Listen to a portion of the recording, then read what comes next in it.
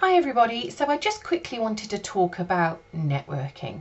So I've just got back from a chamber event. It was Northamptonshire, Bedford and Milton Keynes chambers. It was a meet the neighbours event and it was speed networking. So in a very short space of time I managed to pitch to about 40 businesses and I heard 40 odd pitches back.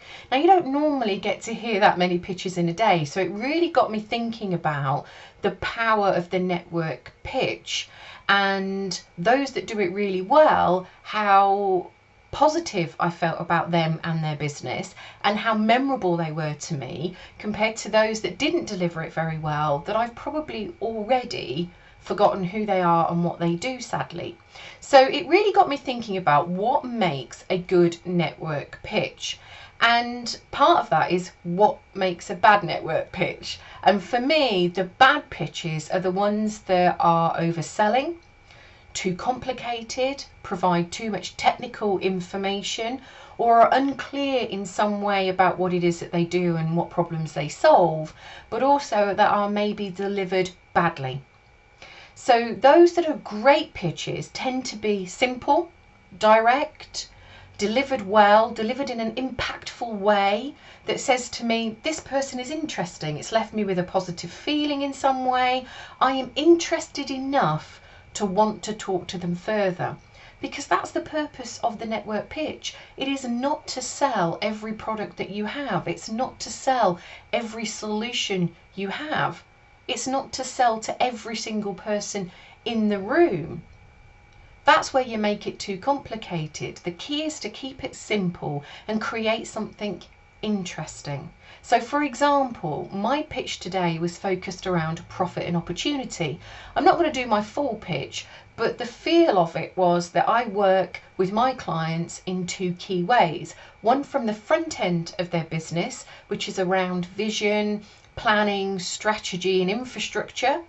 And one from the back end of the business, which is about business skill sets, their people, processes, systems, scalability, etc. With the idea that these two worlds will meet in the middle, create the perfect storm, and bang, we've got profit and opportunity. So I didn't tell people exactly what it is that I did or how I do those things, just that I can help businesses create profit and opportunity, and that I can work in two ways depending on what they need from me.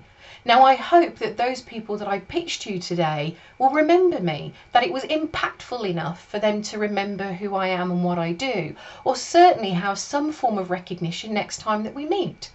That is the purpose of the network pitch, to create enough interest and deliver it in such a way that you come across as being trustworthy, confident, that people see you as an expert in your field.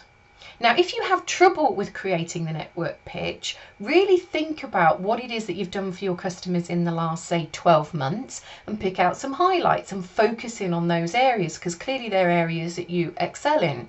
If you're having trouble in the delivery side of it, how to make it powerful or impactful, then I suggest maybe talking to somebody like Catherine Slack from Graydon Ventures, who specialises in helping people with their presentation and pitch skill sets. It's definitely worth investing a bit of time and energy, because in the business world, network pitching is a big part of what we do.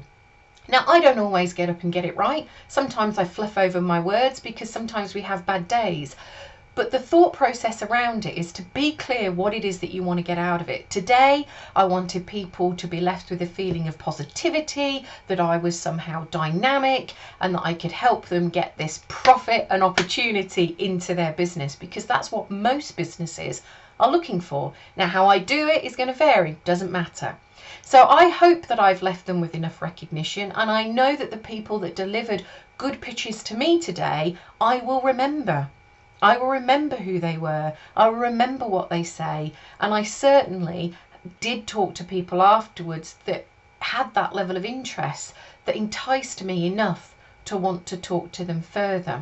So think about your network pitch, think about how it's coming across, think about the feeling that you are leaving people with.